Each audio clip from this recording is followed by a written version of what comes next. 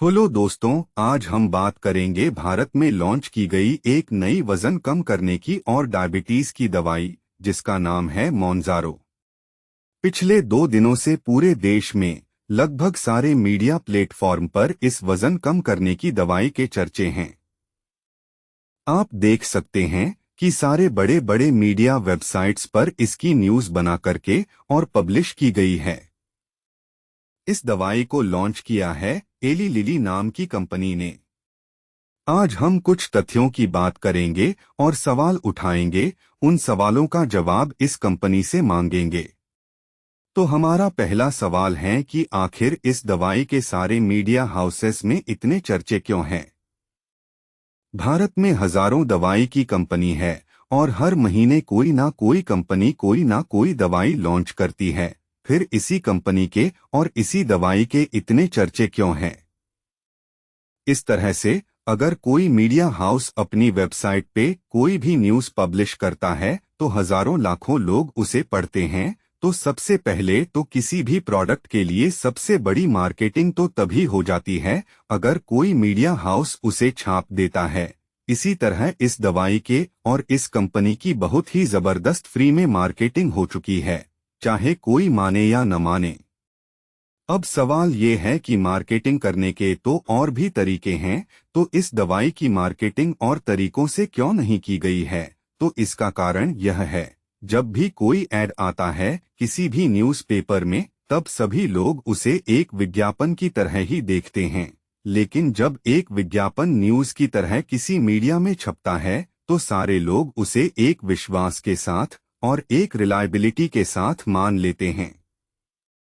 तो अब आप जो अपनी स्क्रीन पर देख रहे हैं वह है भारत सरकार के ministry of chemicals and fertilizers के द्वारा जारी की गई गाइडलाइंस तथा कोड फार्मास्यूटिकल कंपनीज के लिए। ये गाइडलाइंस फार्मास्यूटिकल कंपनीज को बताती हैं कि किस तरह से मार्केटिंग कर सकते हैं और किन प्रोडक्ट्स की मार्केटिंग नहीं की जा सकती। ये गाइडलाइंस बहुत ही ज्यादा डिटेल में है, लेकिन एक कंडीशन जो इम्पोर्टेंट है वह है कि किसी दवा का प्रचार उसके मार्केटिंग अप्रूवल की शर्तों के अनुरूप होना चाहिए और किसी दवा का प्रचार सक्षम प्राधिकारी से मार्केटिंग अप्रूवल प्राप्त होने से पहले नहीं किया जाना चाहिए, जो उसकी बिक्री या वितरण को अधिकृत करता है। वैसे तो बहुत सारे सवाल उठाए जा सकते हैं, लेकिन 2 सवाल जिनका जवाब एली लिली कंपनी को सबसे पहले देना चाहिए वह हैं, नंबर 1, क्या इस कंपनी को वजन कम करने की दवाएं कौन लॉन्च करने का अप्रूवल भारत के सक्षम अधिकारी से मिल चुका है? दूसरा सवाल, यदि अप्रूवल मिल चुका है तो इस दवाई के क्या क्या साइड इफेक्ट्स है? पहले सवाल का जवाब तो कंपनी ही दे सकती है।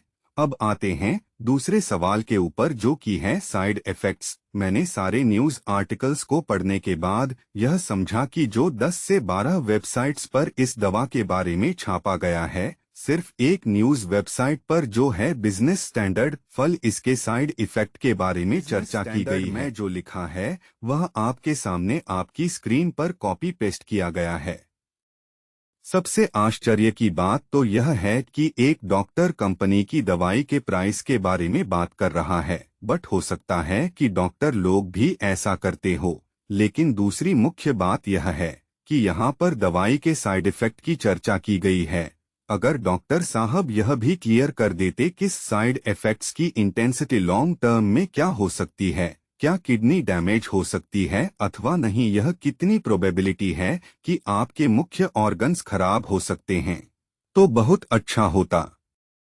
अब दोस्तों, यह जो जानकारी आप देख रहे हैं ये है मैंने टाइम्स ऑफ इंडिया की वेबसाइट से कॉपी और पेस्ट की है। इस जानकारी के अनुसार जिन लोगों के ऊपर ट्रायल किया गया, जब उन लोगों ने सबसे अधिक मात्रा में जो कि 15 mg हैं यह दवाई ली, तब 72 हफ्तों में उनका वजन 21.8 किलोग्राम कम हुआ, और जिन्होंने सबसे कम मात्रा में जो कि 5 mg हैं यह दवाई ली, उन्होंने 72 हफ्तों में 15.4 किलोग्राम लूज किया।